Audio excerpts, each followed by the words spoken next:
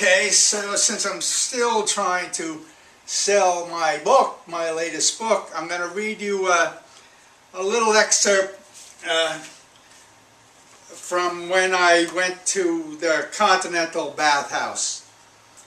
It was a famous bathhouse where Bette Midler made her mark, her first mark, and became famous. Though I never, even though I went there frequently at the time, I never went particularly to see the show, so I never saw Bette Midler there. But this is what one of the things I wrote about the place. A metal staircase led to the second floor. A balcony bordered by metal rails looked down upon the crowd below. One evening, Taylor Mead was holding onto the railing, leaning over and peering down at the mob beneath him, and he suddenly began screaming. Okay, before I continue, I better explain who Taylor Mead is. Mead was a writer, an actor, and a performer. He appeared in several Andy Warhol underground movies, including Tarzan and Jane Regain and Taylor Mead's Ass. I never saw either of those movies, though I saw a number of Warhol movies, but never with Taylor Mead. So I did read that he played the part also in a surrealistic play, Desire Caught by the Tail by Pablo Picasso. Never saw that either. But I can only imagine what the movie about Taylor Mead's Ass was like. Probably similar to Warhol's Empire State Building movie, which was about 4 to 6 hours of just, he had the camera focused on the Empire State Building, and that was his movie, and that, interestingly, made him famous, that Empire State movie. So Taylor Mead's Ass is probably similar to that, though I'm not sure I'd want to watch 4 hours of his ass, but nevertheless. Okay, now that's, again, another part of my book. Available on Amazon.com, you know, a relatively inexpensive price, $6.38, I believe. Okay, now to the two prefaces that I want to tell you about before I can tell you about what I consider my first important work in writing that was published.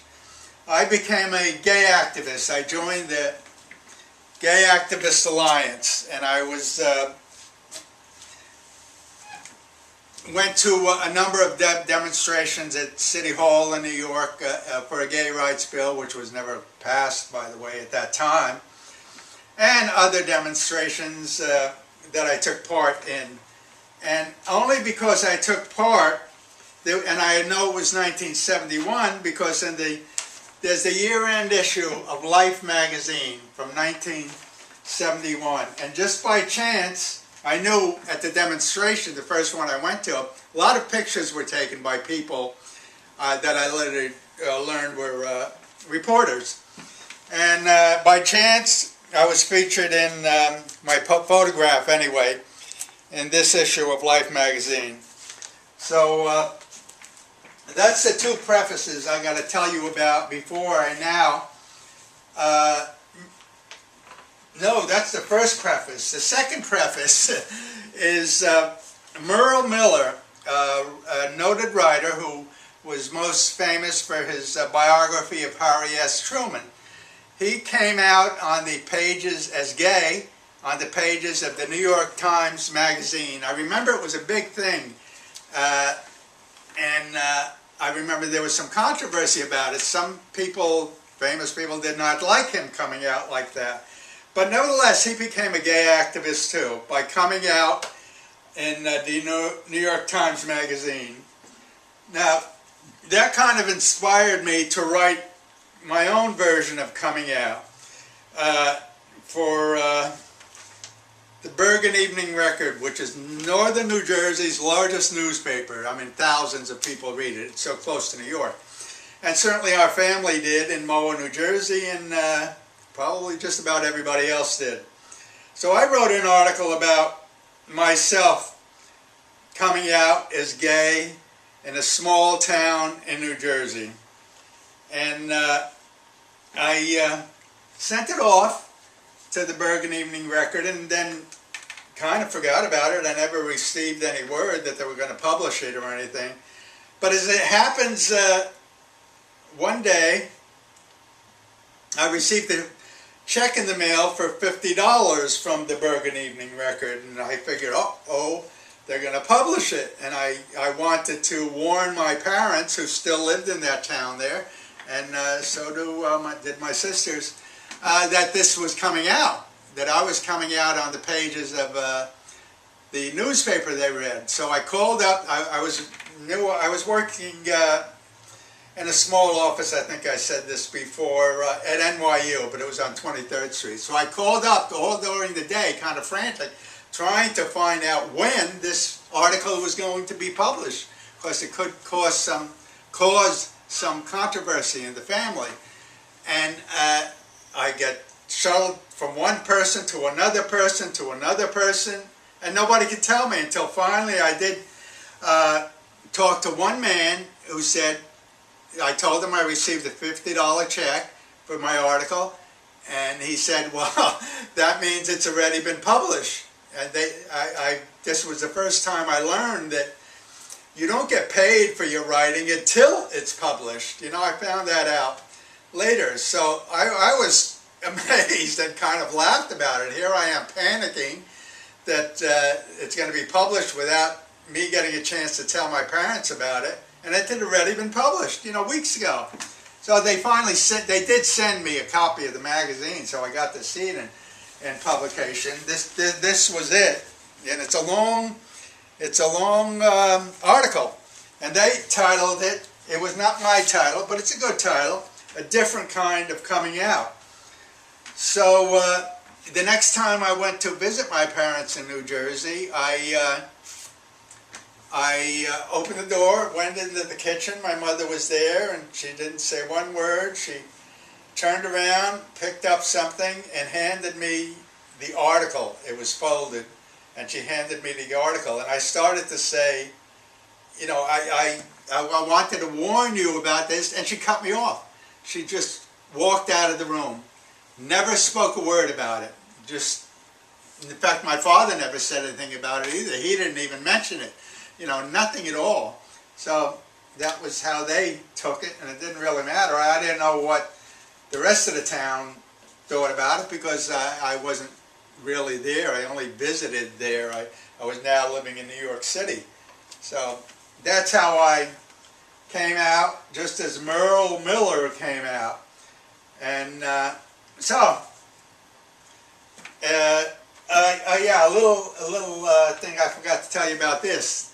When I received this, again, it was on a visit, long before that article came out, that I went to my sister's house, and right when I walked in the door, her and her husband handed me this issue of Life magazine, which I hadn't seen before. And they had it open to the page where I was pictured. And Barbara, my sister, pointed at it and said, "Is that you?" I said, "Yes." And they kind of giggled or laughed or whatever, and that was the end of that. And they gave me the magazine. This is the original one they gave me. That's why it's falling apart. It's 1971, and God, what year is this? 2018? You know. So that was a long time ago. So that is my story of this article that I was very glad that I had published, but I considered it a important piece. And I'll read the last, if I can get to it, the last paragraph. During the innocent period of the latter 1950s, I matured as a homosexual in Moa, New Jersey, the epitome of small-town USA. I would no longer have thought of telling anyone I was a homosexual than I would have thought of walking on the moon. But times have changed. Men are walking on the moon. Men are standing up proudly and saying, I am homosexual. I am homosexual. Period.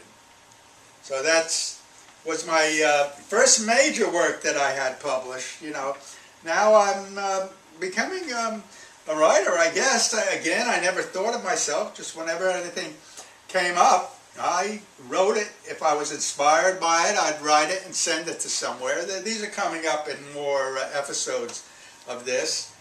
So that is that for this week. But going back now to my addendum of telling you how I'm getting along with my forgetfulness, my memory problem.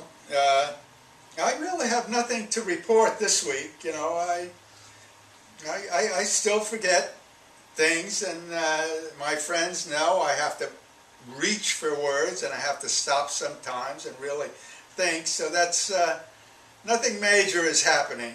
So hopefully I'll see you next week.